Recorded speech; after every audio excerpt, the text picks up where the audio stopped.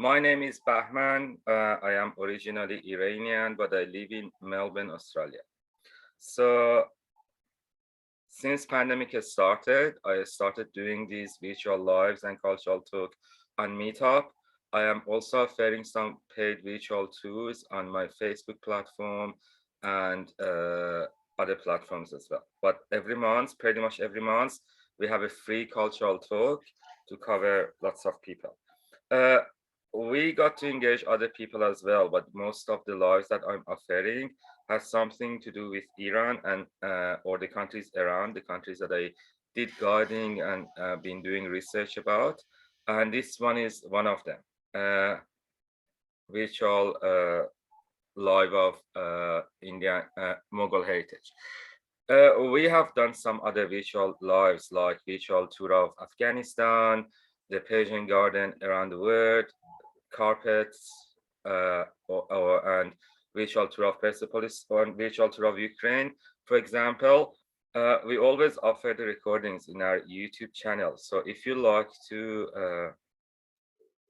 see the recording of the previous lives, uh, all what you need to do is go to YouTube channel and subscribe in our YouTube channel. And yeah, that would be it. So another thing that I need to share with you is we're gonna have people muted, given that it's a big group. It would be great if you uh, be mindful of your microphone to have it muted all the time. If you have any questions, please type in the chat box. I shared my YouTube channel in the chat box as well. If you like, you can just have a quick check and subscribe if you like. So let's just start the virtual tour of Mughal heritage in India. Before I started doing any talk or any explanation, let's go to Agra.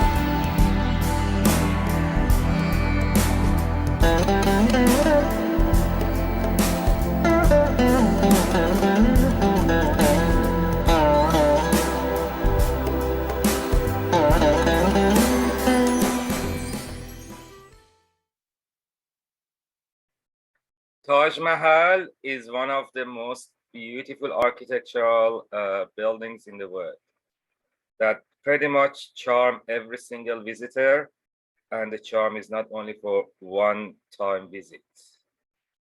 Uh, Taj Mahal is the most famous heritage building from Mughal India. The Mughal Turkic origin governments of Indian subcontinent. And don't get that word wrong, because that was kingdom were ruling a big land of area of land, uh, matching to modern Pakistan, part of India, Bangladesh, and sometimes a little bit of Afghanistan. So these guys, they had a really deep influence in the architecture and art of Indian subcontinent. The most famous heritage things that left from these guys are in architecture, but I should say pretty much in every single aspect of life, they had a deep influence in poetry, in handicrafts, in gardens, all kinds of things. Taj Mahal has been built by Shah Jahan, who wasn't the first king of this period. So to tell you the story of the Mughal heritage, I need to start with Babur. Let me show who Babur looks like and what was the story of him.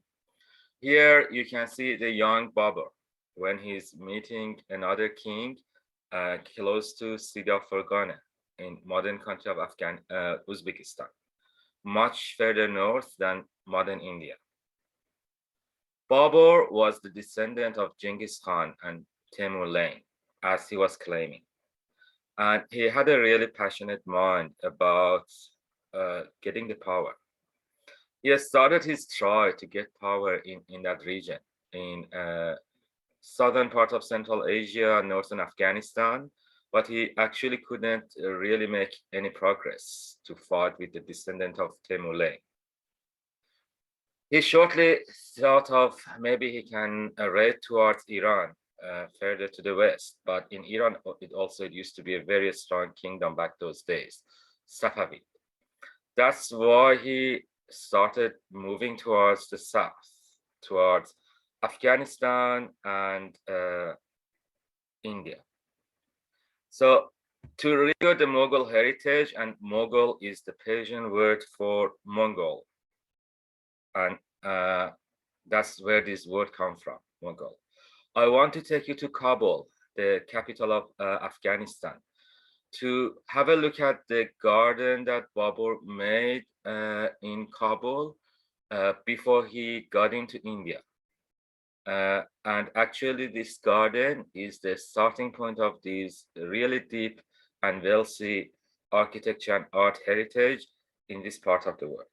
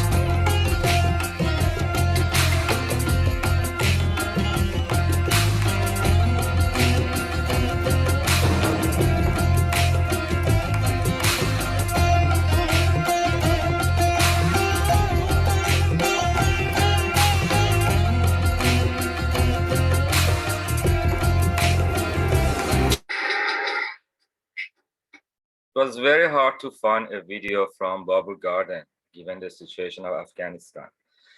This beautiful garden from 500 years ago, this is about the time that Babur used to live and trying to take power, is like a island of tranquility and peace in the heart of war-torn Kabul and Afghanistan. This terrace garden has been made based on the same model of gardens in Iran or in Persia. But I should say, given that it's a 500 years old garden, it is one of the oldest ones that still exist in the original form. After this introduction, let me show the map of the area. So these very light yellow things are the area that Babur used to live in the beginning. He got into Kabul, but once he was in Kabul, he was under the constant pressure from Uzbek or Timurid kings because they were afraid of him. So they didn't want him to have a strong base closer to them. As a result of this pressure, Babur left Kabul and got into northern India, the area that you can see in a bit of darker yellow. So that is the story of Mughal kings in northern India. Mughal only got into India, but he didn't get to have a long reign because he was early at that stage, and also he couldn't make a really big empire, but he had to take the first step. Babur's son was Humayun, who inherited power from him. Humayun in Persian means fortunate. But the real life of Humayun was much less than fortunate. When Humayun got into the power, he faced a really big resistance from the local Indian kings, and Mongol weren't that stable in India back those days. So Humayun lost the war and he had to flee from India. He took refuge to Iran, and the king of Iran was Shah Jahan back those days. Shah Jahan was happy to accept Babur, and after a while, he gave him an army to help him to go back to India and take power. While Humayun was in Iran, he was very impressed by the art and artists over there. So when he was returning to India to take his power back, he took a group of the artists from Iran with himself to India to be used and to organize the architecture and cultural affairs of his government. At the end of a long war, eventually Humayun could have taken the power and stabilized himself in northern India.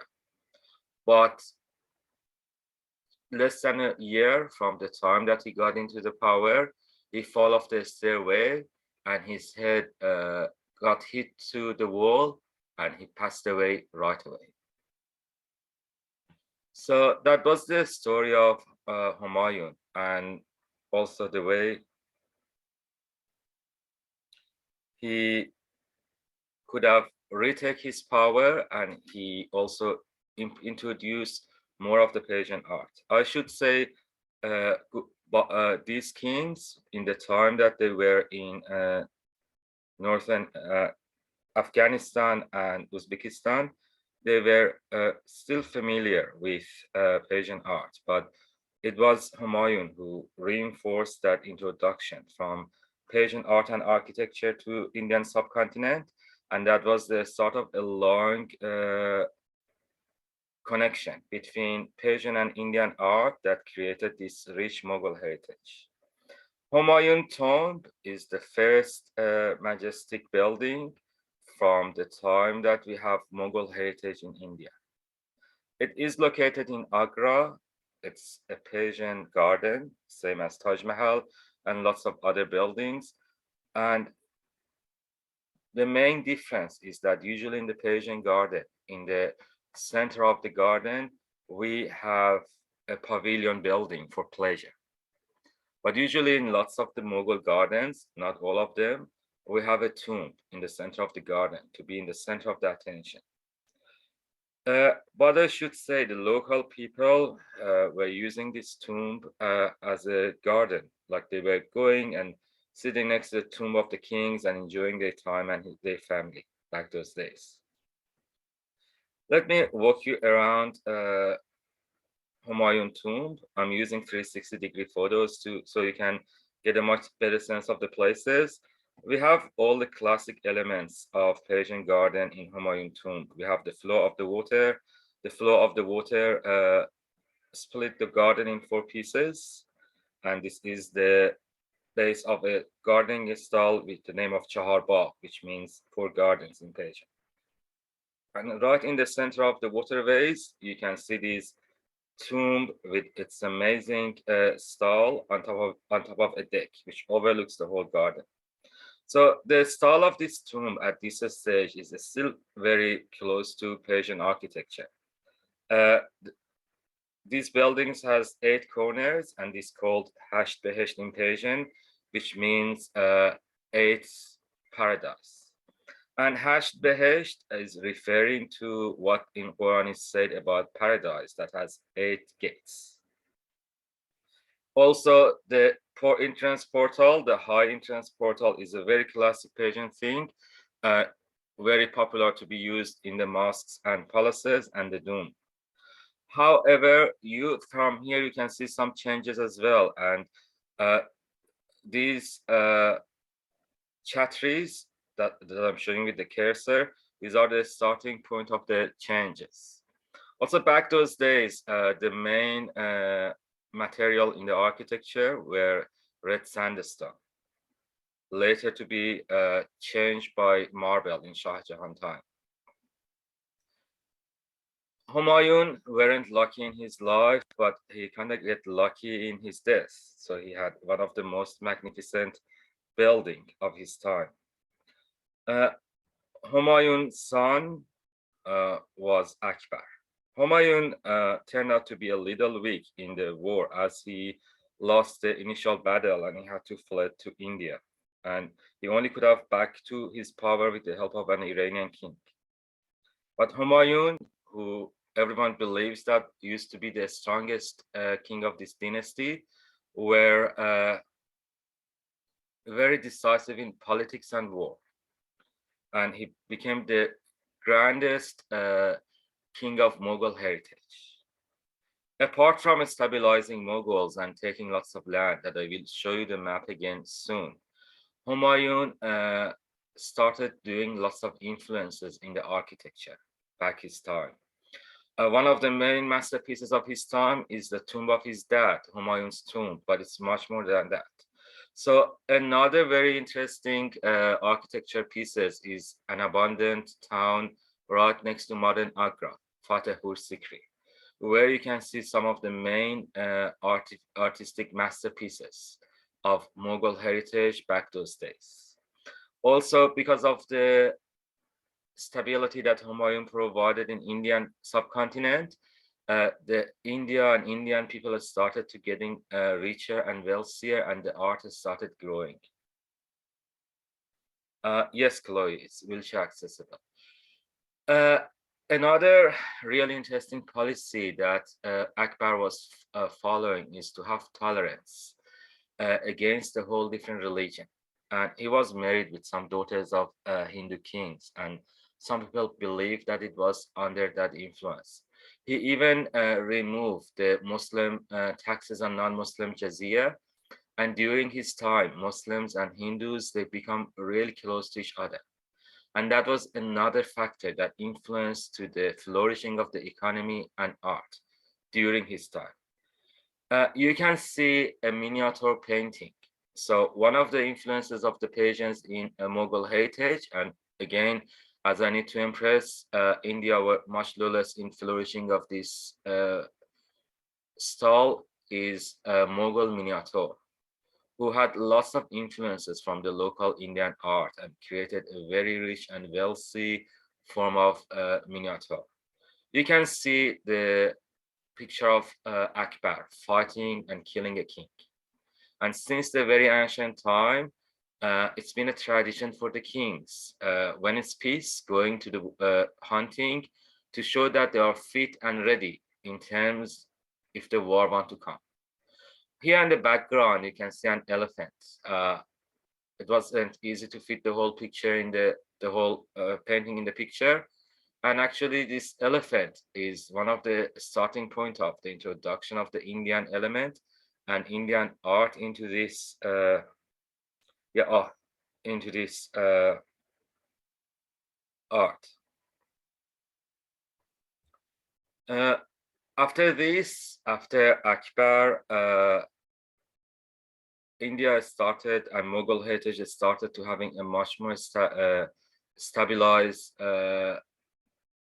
period. Before I take you around some of the other architectural masterpieces from Humayun tombs, I want to share another video with you. So India become really rich in a new way of art in this area. It was a very rich land which had influence from Persia, and like this mixture and fusion created lots of innovation in both arts. I want to share a video with you which talks about some of the influence of Mughal art in the painting. And after that, I will show more of Akbar heritage in India.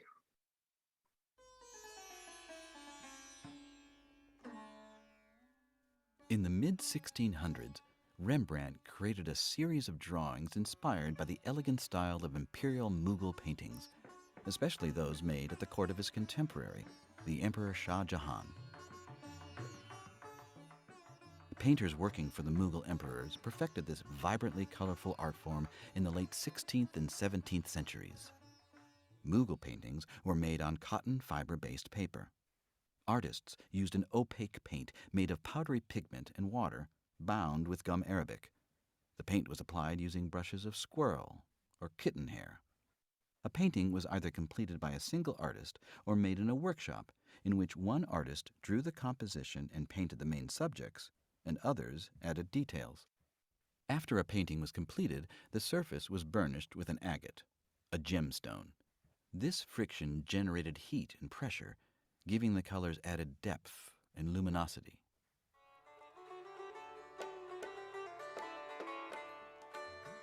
Mughal artists used a rich orange-red pigment called vermilion, or cinnabar, made from the mineral mercury sulfide. A vivid blue, now called ultramarine, was made from lapis lazuli, mined in Afghanistan. Bright yellow was made using an arsenic-based pigment called orpiment. Another type of yellow, Indian yellow, was made from the urine of cows that had been fed mango leaves. Green was either a mix of ultramarine and orpiment or consisted of verdigris, a pigment made from copper treated with vinegar. Mughal artists used a chalky white paint made from lead or ground up shells, and lamp black, which comes from charcoal or soot. Luxurious metallic paints were derived from gold and silver powders. Purplish hues were made from the secretions of the lac beetle. Eventually, Mughal painting shifted away from the courts of emperors and its practice spread. It developed into regional styles across the Indian subcontinent and also inspired European artists like Rembrandt.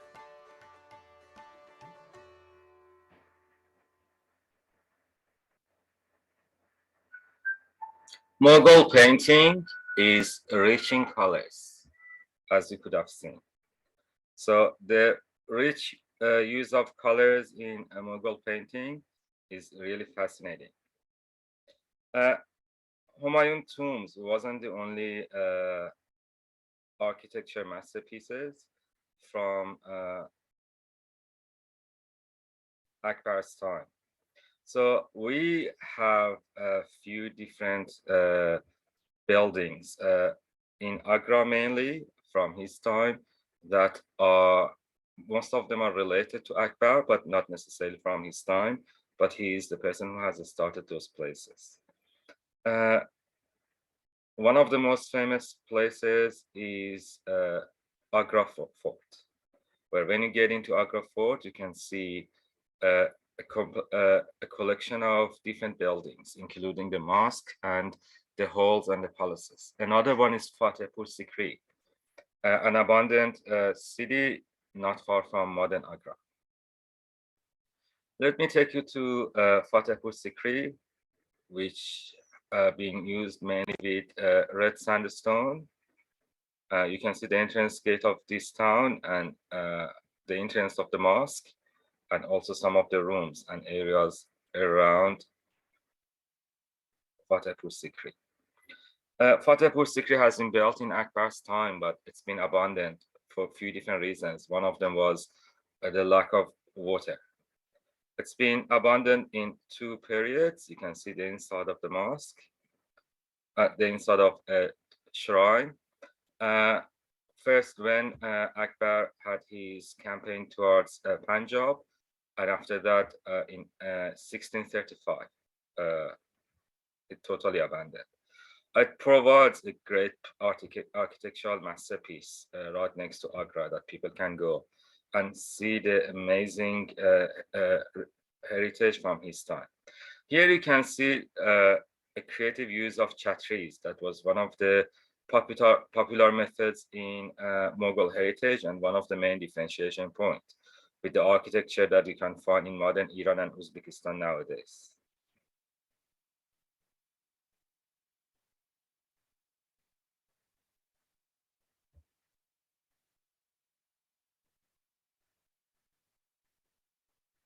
And here you can see the grand gate, right? And in terms of Fatehpur Sikri, you can see the influence from both Persian and Indian art, which creates a unique fusion, a style for itself, and the really high gate that creates the sense of the glory for the audiences before getting into the main complex.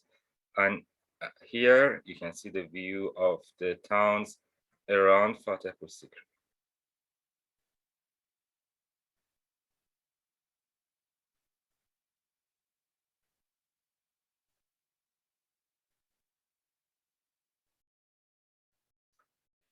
Uh, Another architectural masterpiece and heritage from Akbar time is in Agra, but in Fatehpur Sikri, there is a really high light, and that one is the Jama Mosque inside Fatehpur Sikri, where you can see lots of decoration, the internal decoration of his time, which is again the fusion of Persian and Mughal art, and Indian art, and the fusion get to a level that actually has created a unique style for itself.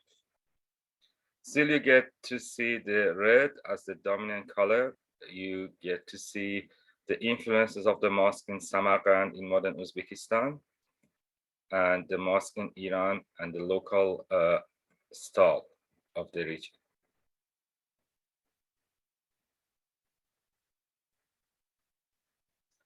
Now it's time to go to Agra to visit the Red Fort in Agra, where you can see a wealth of different architecture stuff and garden styles in this place. Red Fort is the place that Akbar used to stay in a big part, and he was seeing some people and audiences here while he was governing. So there are two main halls in this place, Divan Am and Khas Mahal. Divan Am was the place to visit the commoners, and Khas Mahal was the place that he used to see the nobles. Uh, Let me take you to Agra Fort.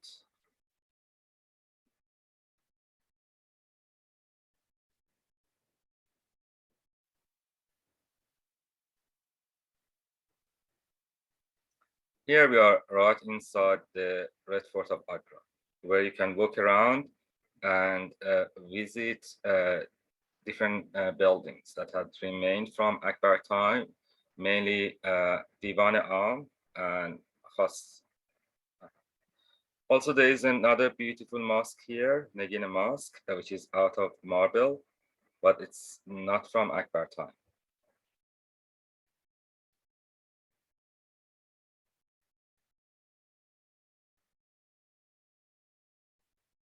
Here you can see another angle of Red Fort, which is again another great fusion of Indian architecture and Persian architecture.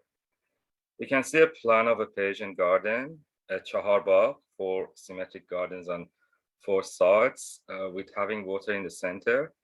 But pretty much lots of the buildings around the garden has more Indian style than Persian style. So again, a very interesting fusion of Persian and Indian art in this area, which went very creative.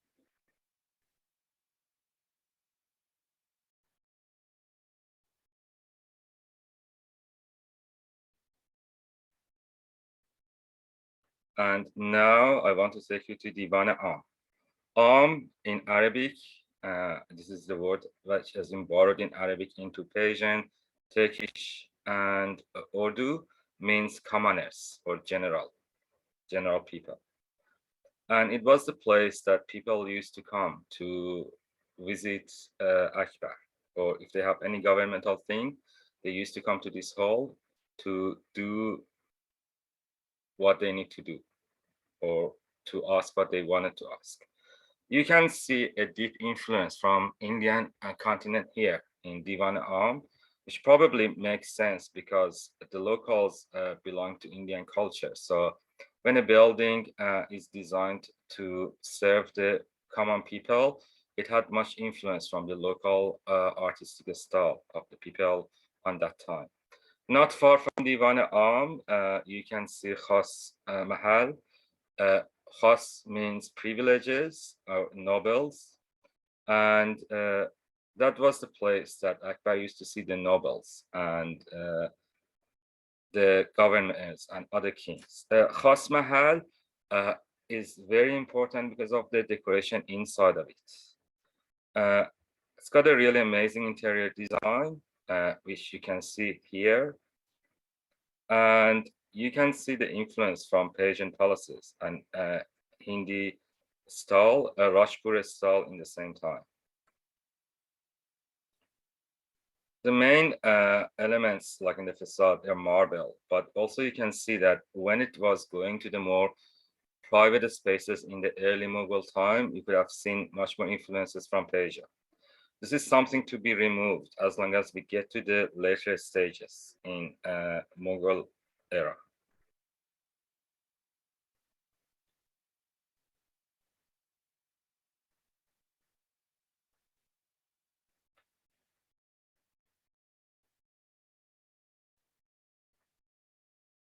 Akbar passed away after a long reign, and he left a really rich and stabilized political heritage for his descendants, that are Jahangir and Shah Jahan.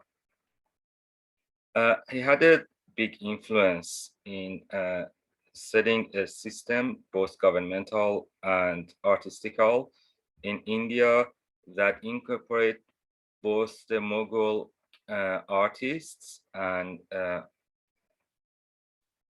local artists. Jahangir, his son, came to the power. He wasn't as lucky as Humayun. And when he came to the power, he wasn't really that much into the war, same as Akbar or Babur or Aurangzeb. Jahangir has a special interest for the garden, and he built some really magnificent gardens in Kashmir.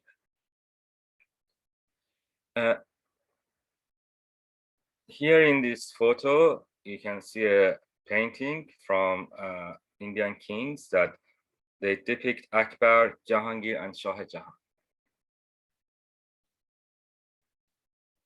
Here you can see Akbar in the middle, where he got really old. Jahangir is in the left-hand side, and Shah Jahan, which is younger, is in the right-hand side.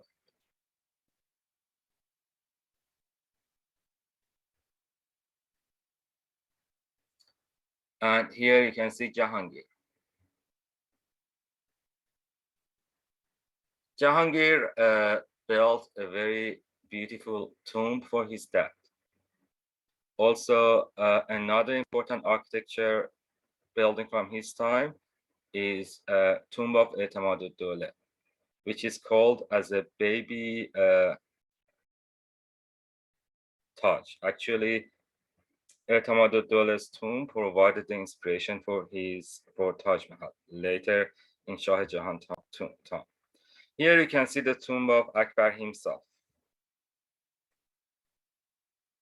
Again, in the center of a garden, not really that different from Humayun's tomb, but you can see the much more usage of marbles here.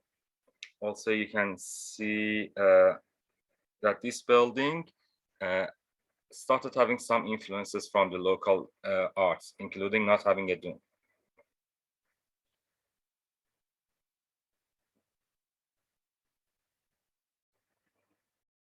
Before I take you to Kashmir to show you some photos of the gardens over there, let me show the baby Taj as well.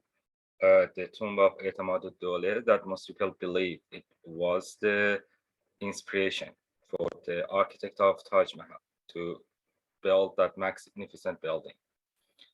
Etemad-ud-Dawla was one of the ministers of his time, and he had some blood connections with the Mughal kings as well.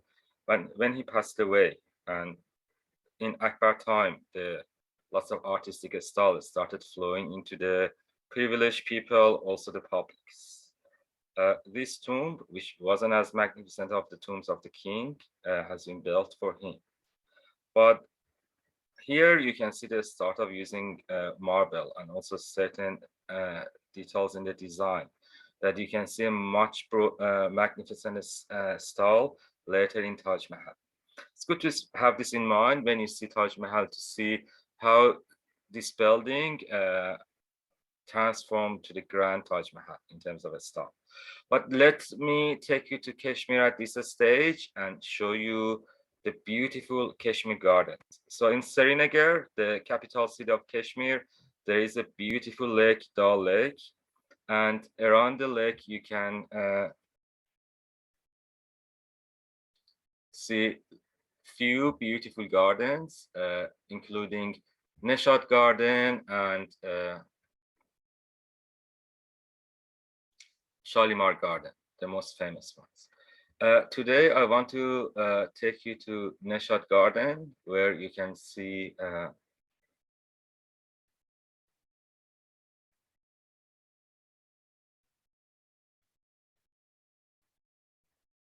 some examples of the beauty of these gardens. The very interesting things for Nishad Garden and Shalimar Garden is that these gardens are next to the beautiful lake.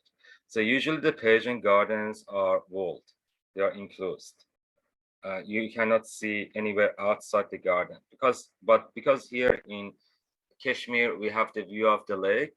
These gardens are terraced gardens, and they overlook the beautiful lake. Let's have a look at the Nishad Garden before we go to Shah Jahan's time, where we have Taj Mahal.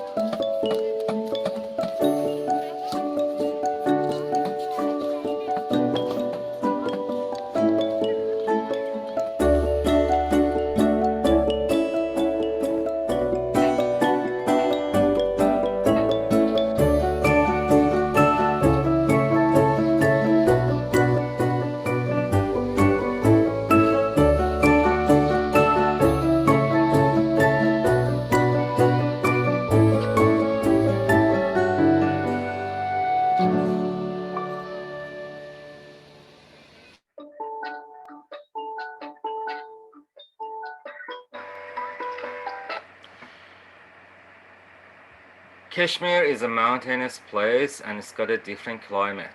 And when you were visiting the gardens in Delhi and Agra, you could have seen the local plantation. Whereas in Kashmir, you can see the like more cold-oriented flowers, which shows the dynamic of these gardening styles.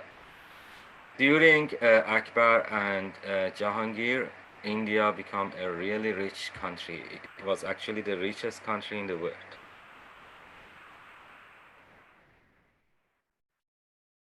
I'm not really sure, Kachin, about your question, I should say. It is estimated that 1/4 of the wealth in the world used to be in India back those days. And Shah Jahan inherited this wealth. Shah Jahan were quite into the art and architecture. He is the king that we have the most beautiful architecture element and one of the most beautiful buildings of the world from his time.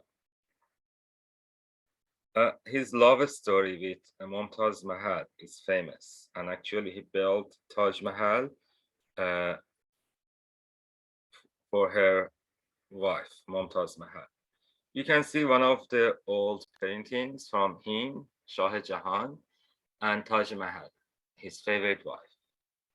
Mumtaz Mahal, sorry, his favorite wife. After the death of Mumtaz Mahal, Shah Jahan hired the architect from Iran and few other locals architects to build Taj Mahal for him. Taj Mahal is a grand building with lots of beauty, but somehow it doesn't follow the fashion. And the reason of that is it's not in the center of the garden.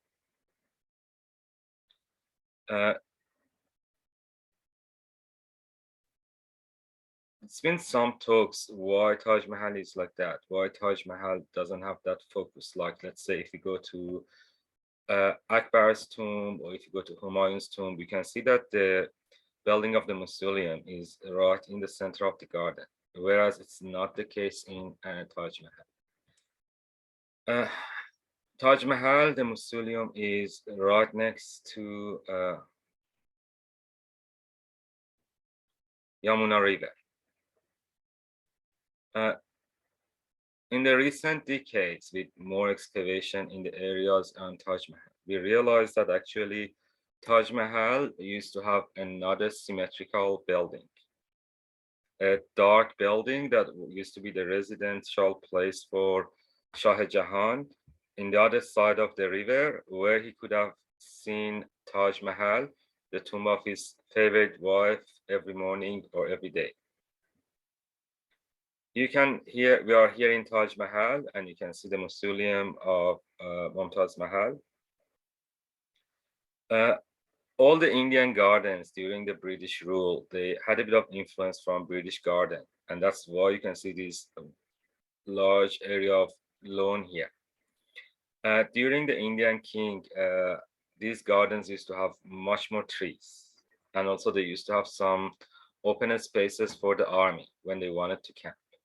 So right behind Taj Mahal, there is Yamuna River, and behind Yamuna River, in the other side of the river, it used to be the Black Palace, where Shah Jahan were living.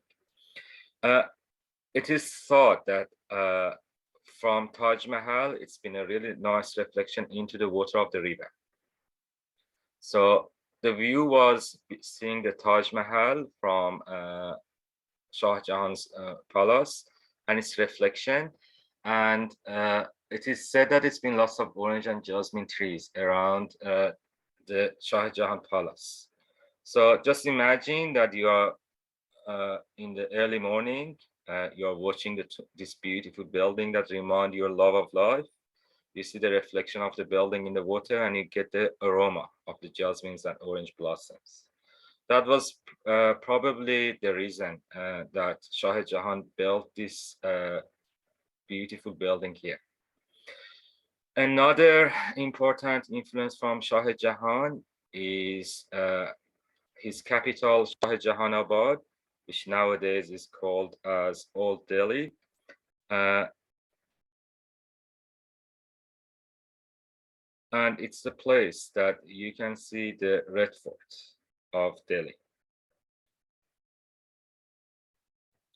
Red Fort of Delhi is the place that India announced its independence from. So it's had that picture in the history. Shah Jahan built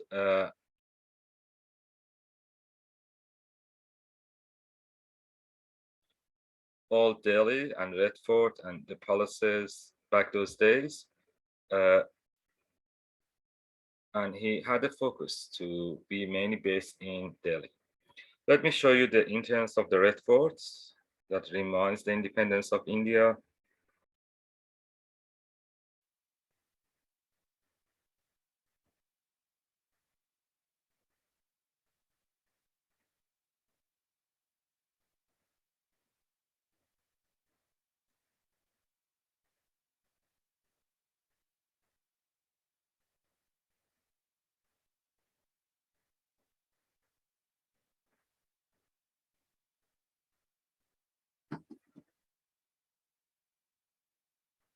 And here is the area inside the Red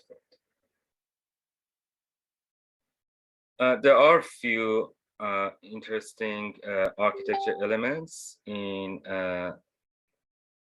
Delhi from Shah Jahan. That includes Moti Masjid, which means the Masjid of Pearl, and Jama Masjid, which probably is the most important mosque of India.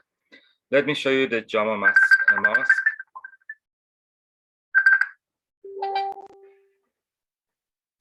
Here is the entrance of the mosque. And if you want to get into the mosque from the city, you need to walk up these stairs and getting to this glorious entrance, which reminds again the gate you could have seen in Fatehpur Sikri. People with a feeling of the glory walking up the stairs. This is the view right in front of the mosque. And this is the view of the mosque. The glory before getting into the mosque, and with sense of the glory, they could have get into the mosque. The view of Delhi, the areas next to the mosque. Shah Jahan were really poor in managing the Indian economy, and during his time,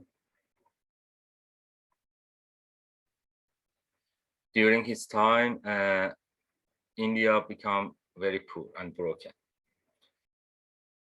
His son Aurangzeb came to the power after a long conflicts with his brothers, and he ended up killing one brother in the war and execute the other two to be able to become the king.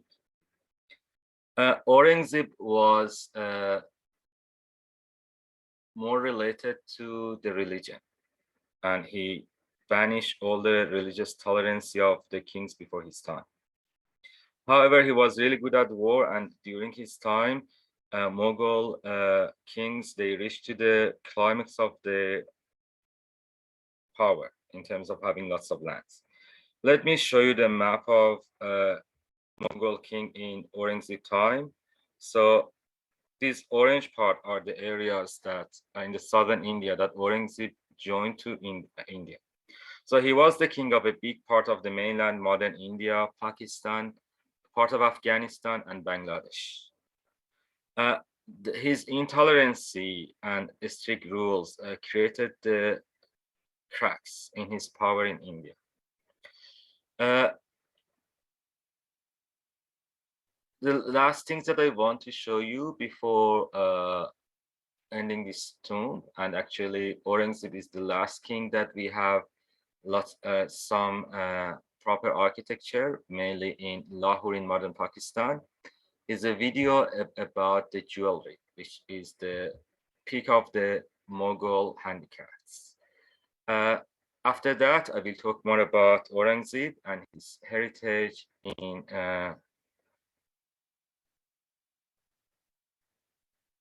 Pakistan.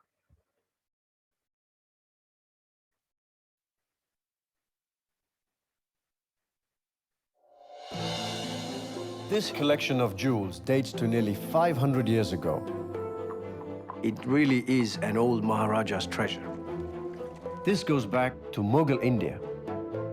This was the most important dynasty that ruled the country. Sapphires, rubies, objects that are jeweled beyond belief, and some of the most amazing swords and daggers. Many of these jewels and objects were used by the noble and royal families of India. You can clearly see jewels that were inspired by Indian architecture, by Indian gems, by Indian jewels, and you now have the best of both. And this was a great meeting of minds and a culturally significant moment. One of the greatest examples of the fusion of East and West was with the Maharaja of Patiala, one of Cartier's greatest clients. And he would supply Cartier with trunks of jewels and stones and gems, and they made the most beautiful, extravagant creations for him. One of them is a ruby bead choker, which is beautifully worn by the Maharani of Patiala. These pocket watches are very interesting. You will see that they have all been hand-painted with the Maharaja who commissioned the pocket watches. Here you see the Maharaja of Patiala with all of his pearls and his sarpech. And here you can see they actually inlaid a necklace for the Maharaja, a ruby and diamond necklace. The Mughal rulers had a great fascination for falconry.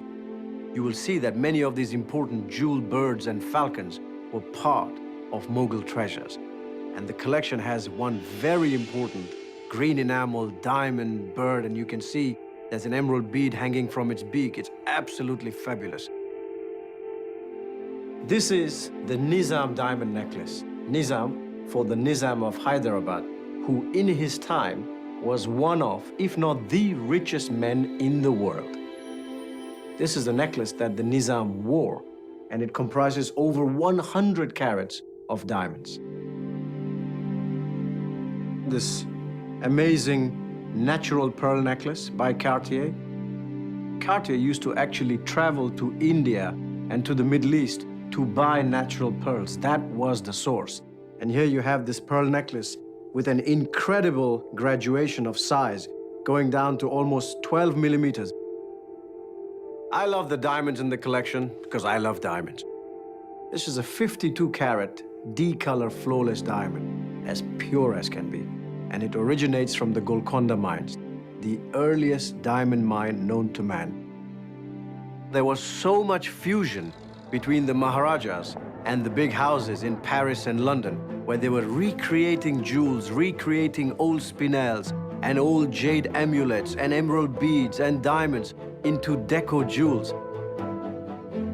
Given the size of the collection, 400 lots, the quality of the workmanship, the influence of East and West, this is living history in your hands. Okay, so Taj Mahal is not the only thing that charm and surprise people. And actually, when you see this jewelry, you realize how rich India used to be during this period. As I mentioned, Akbar was really good at war, but he wasn't a flexible king at all. And because of his rigidness and his focus on Islam religion, he started to create cracks on the political body of India. And that was the start of the decline of Mughal dynasty. After Akbar, it's been few other kings, but they couldn't really create the wealthy and a strong structure. As after Aurangzeb, Aurangzeb was the king of, has done that. They couldn't create like the strongest structure that Akbar created, and they kind of follow the intolerance of the Akbar's time. So in 18th century, the dynasty were reigned by Nader from Iran, who was a great conqueror. Nader took a big part of the jewelry from the treasury of the Indian king, and those treasury provided the main part of the royal Persian treasury that you can visit them in the museum nowadays in Iran, but that used to belong to the kings before the revolution. But also he devastated the Indian army. And that ended up in India to become weaker and weaker, and provided the chance for Missouri's to take over the power, and after that the British to rule India. However, the Mughal king were in the power until mid-19th, where the last king been exiled to Bangladesh, and he's been in a house prison afterwards. Still nowadays, we walk around India, Pakistan, Bangladesh, and we can see this rich architecture and also the influence of the Mughals in art of their time. Lahore will be the last place that I will show it to you, where you can see the best mosque of Mughal heritage from Aurangzeb. Aurangzeb was pretty much about the religion, and maybe that's why you have the best mosque of this time from his time. I can see that people leaving. I will leave the link to my YouTube channel where I leave the recording of this session, and you can watch the other recording there as well. And after that, we'll take you to Lahore in modern Pakistan, and we'll show you some parts of the heritage remaining from Mughals.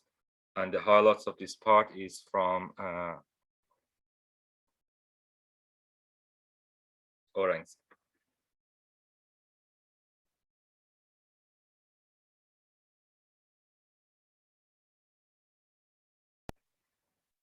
We are in Lahore now, and you can see one of the Ivans. This Ivan is from Akbar's time. You can see the similar style as you could have seen in India here. Let me take you around this castle, old castle in Lahore.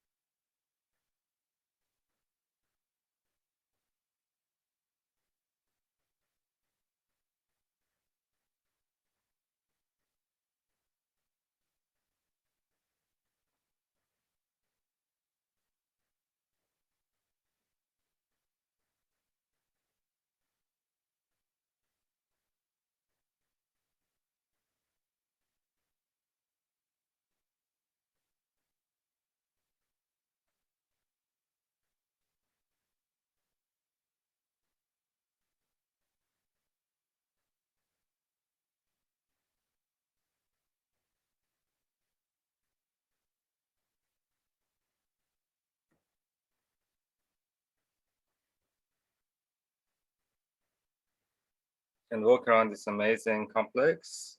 Few different Mughal kings created these, including Aurangzeb. Here is the Shalimar Garden. We have one Shalimar Garden in Kashmir and one Shalimar Garden here in Lahore. This entrance gate, which is the symbol of Lahore, has been built with Aurangzeb. And this Shalimar Garden in front of that. And in this side of the garden, you can see the entrance of the mosque. The Bak Pasha Mosque, which is the main heritage from Aurangzeb time, and actually the most beautiful mosque that we have from Mughal kings of India, the Badshahi Mosque. Let me take you inside the mosque. You can see the beautiful architecture. Here, you still can see the influence from Persian architecture, but more than being a Persian architecture, it is a Mughal style, which has been developed over the decades of working Indian artists, Mughal artists, and Persian artists, shoulder to shoulder, to create such an amazing beauty. And here is the beautiful entrance of this mosque.